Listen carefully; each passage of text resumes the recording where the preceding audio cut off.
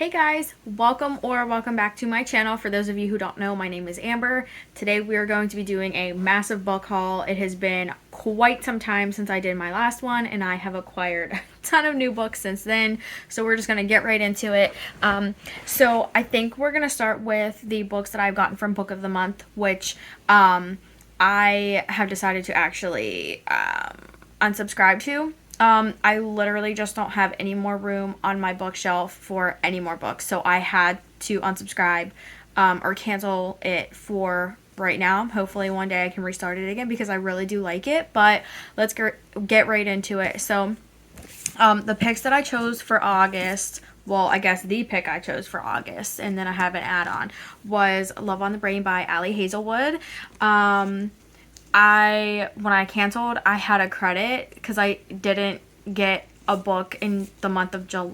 I believe it was the month of July, or maybe I had already like paid for the month of August or something like that. So like I had to use it. So I just got this. None of the other books seemed interesting to me, but as an add-on, I got The Love Hypothesis because this one's in hardback and I couldn't have this one in paperback. So I just got them both in hardback from Book of the Month. And actually, it's pretty interesting. So this one was released September 2022. This one was released September 2021 for Book of the Month. So I thought that was pretty interesting. So I picked both of those up. I'm super excited to read both of them. They're both romances. Other than that, I have no idea. I think this one is fake dating. I have no idea what this one is about.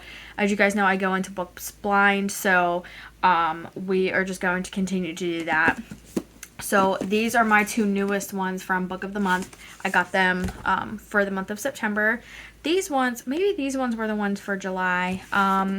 So the book that I picked for the month of July, I got Alice Feeney's Daisy Darker. This was the Book of the Month pick for July. This one is a thriller. I'm super excited. I've heard really good things about this. I'm super excited to read this. And then I got two add-ons as well. I got You're Invited and The House Across the Lake by Riley Sager. I have heard nothing but good reviews about this. Everybody loves it. The plot twists I've heard are incredible. I'm so excited. I read another book by him earlier this year and I loved it so much. So I'm just so excited to get through his backlist. I think he only has like 6 books total or something like that, so it's not going to be too hard, but I'm so excited for this. I actually think that these 3, I'm hoping I'm going to get to either this month or next month. Since they're thrillers, I kind of want to hit the thrillers a little hard for the fall, but we'll see. And then my queen, Ruth Ware. I got the It Girl whenever it was released. I couldn't help myself. I had to run the same day it was released and get it. I just love her so much. Everything I read, it's just like, I don't know, there's just something about her writing. I just love it so much. And I also got One by One. I haven't read this yet. I've had this for a very long time. This one might actually be in a previous, actually these both might be in a previous video, but I'm not completely sure. I haven't read either one of them. These are 2 other ones I would like to read before like Christmas time, just because I feel like it's time to get back into Ruth Ware. Like I said, I really love all of her books, and I honestly can't believe I haven't gotten to them yet. But so yeah, so that's those 2. And then I don't think I talked about I did talk about the Inheritance Games. I said I didn't end up buying it. I went in there a couple of times. I went into Barnes & Noble a couple of times to get it, and I didn't leave with it a couple of times. So since that last video, I've acquired all 3 of the books. I've read all 3. I got the final Gambit the day it was released. I was done with it by the end of that week. It was so good. This series is so incredible. Look how cute it is. It is just absolutely amazing.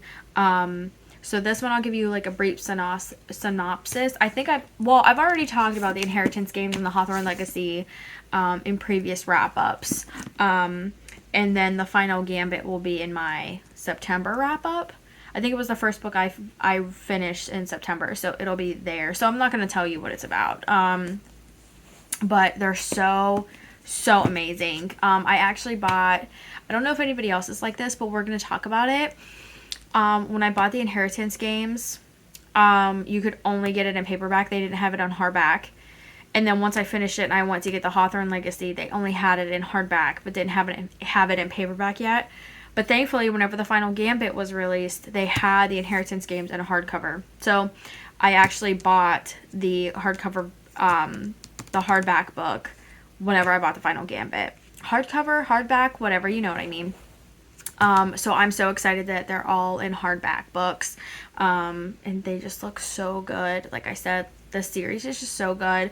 I honestly might reread it by the end of the year, just because there was I don't even want to say like a month period in between like when I finished the Hawthorne Legacy and when I got the final Gambit. So there were a couple things that I forgot, and I would just like to reread them. And they're so quick. Like I think I read each of them a max of 2 days. It really did not take very long. They are so quick to get through. They're so interesting. They keep you hooked in. They're just amazing. I just love them so much, and they look so cute. I just love them. So that is that.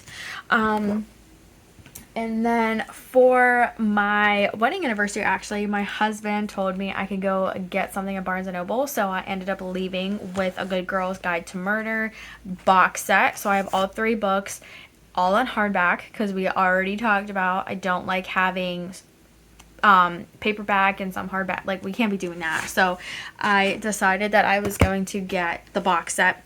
I haven't read any of these yet. These are, I at least want to read the first one, like for like Halloween time.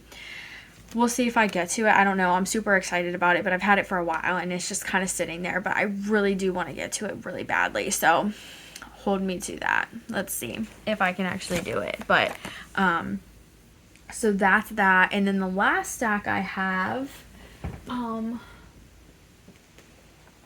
I actually might have, no, there's only one book here I've talked about already.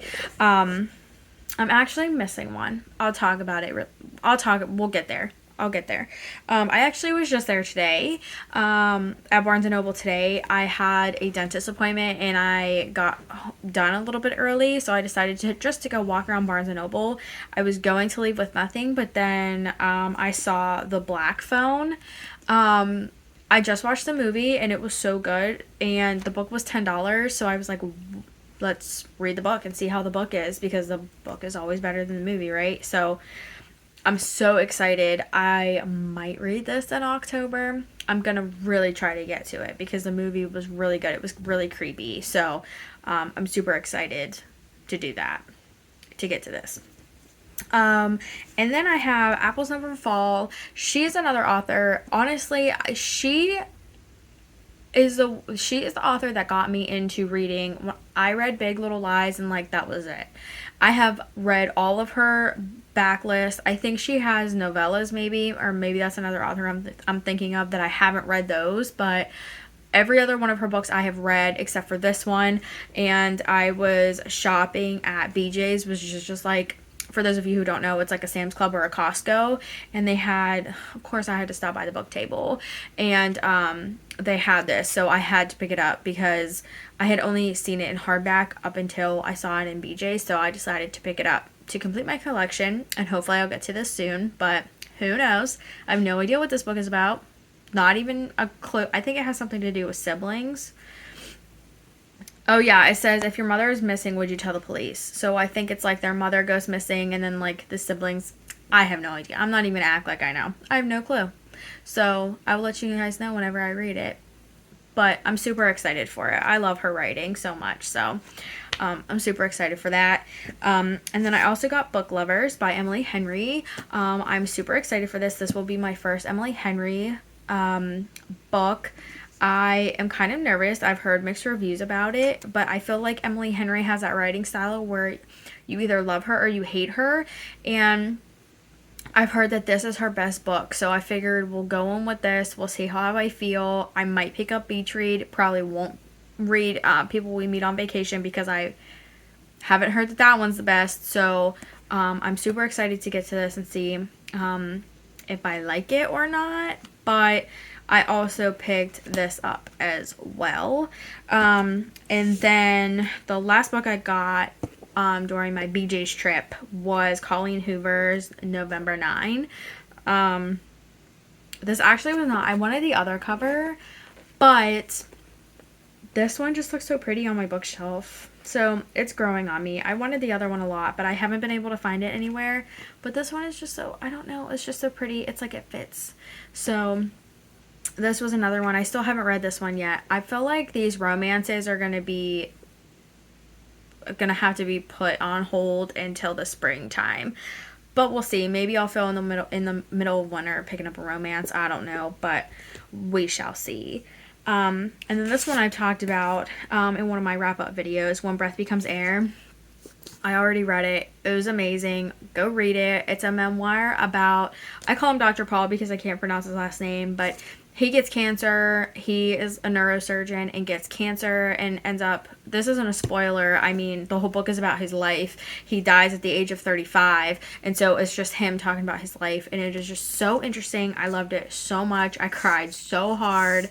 It was just amazing. You have to go read it. And it's like super short. It's only like 200 pages. So, and like there's not a lot of words like on the page either. So it's a very quick read, and it was just so amazing. I really think this makes me want to get into more memoirs, I think, instead of just reading a bunch of fiction, but we'll see.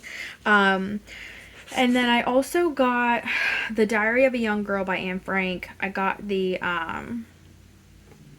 75th anniversary edition. It was on the banned books table when I was walking around Barnes & Noble one day, and I just decided to pick it up. I don't have it with me. I forgot it upstairs on my bookshelf, but I bought my own copy of The Nightingale. You guys know it is my favorite book. I think about it every single day of my life ever since I finished it. I'm going to read it over the winter because I feel like it's a winter book. So we are definitely going to do that, but I'm excited to also get into this. Ever since I read The Nightingale, I feel like I am getting more into World War II. I have another book on my Kindle that's about World War II, so I'm excited to read that.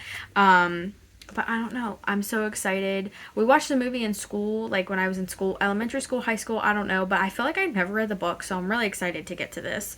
And then I got Right Behind You by Lisa Gardner. I've read other books by her, and they're super good. They're thrillers and suspense books, like murder mysteries, I would say. And this one is about, from what I remember on the back of the book, this girl's brother goes to prison, I think for murder.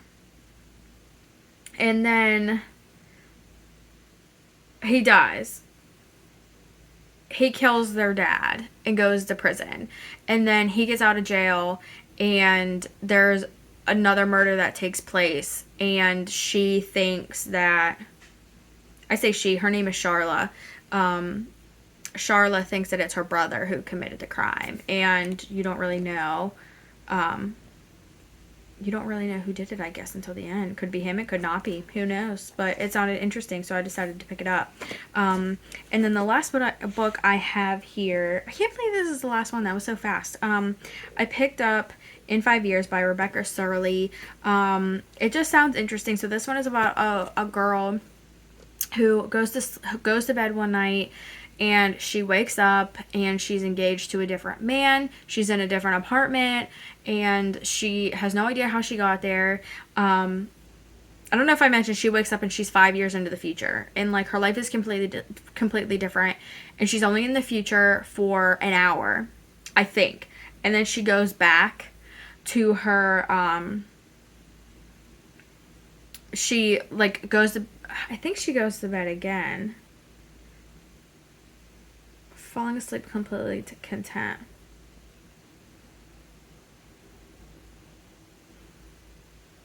Before she wakes up, she wakes up again in her own home, and she's like back to like her normal life, and I guess this is just kind of going her like through like those 5 years to figure out like what happened, like why her engagement to her previous fiance ends and all that stuff. So I'm super excited about it, but I have heard mixed reviews, so I'm a little bit nervous, but I'm still super excited to read it. So that was the last one that I have. I kind of just wanted to share with you guys a little bit about what I'm reading right now. So I finally picked up The Seven Husbands of Evelyn Hugo. Guys, I've been putting it off for so long, but I'm finally reading it. I should be reading it right now, but instead I'm recording this video, but it's fine. So I'm going to go upstairs and read it when we're done. But I finally picked that up. On my Kindle, I am reading the third book in the Addicted series. I'm not very far into that either. I think I'm like 170 pages in or something like that. And it's like 500 pages. It's a thick one. So, I'm getting through that. And then I'm also reading, Reconstructing Amelia. So, why I have all these books going, I have no idea. But, sometimes when I'm home, I like to read on my Kindle. Other times I like to read a physical book. And then I started keeping a book in my car. So on my lunch break I can read, which is where Reconstructing Amelia is, so I can read that on my lunch break. And I'm super excited for that. So Reconstructing Amelia is about this woman is a lawyer, and she gets a call from her daughter's school. Her daughter's 13, I think, and they tell her that her daughter has been suspended from school. They don't tell her why. They just tell her to come get her. And then by the time she gets there, Amelia is dead. And then I guess she starts getting like text messages or emails or something from Amelia. And it's just like, I don't know. I'm not that far into it either. I'm literally 45 pages in. So I really have no idea where that is going to go. But it is super interesting so far. So comment down below. Let me know what you guys are reading right now. I'm super interested to see or to hear what you guys are reading. Let me know what you've bought recently. But this has been... I've had a huge issue with going to Barnes & Noble recently, and of course you can't go in there and leave without a book, so this is what I've been doing. But yeah, so just let me know what you guys have bought recently. Let me know what you're currently reading, and until next time, I will see you guys in the next video.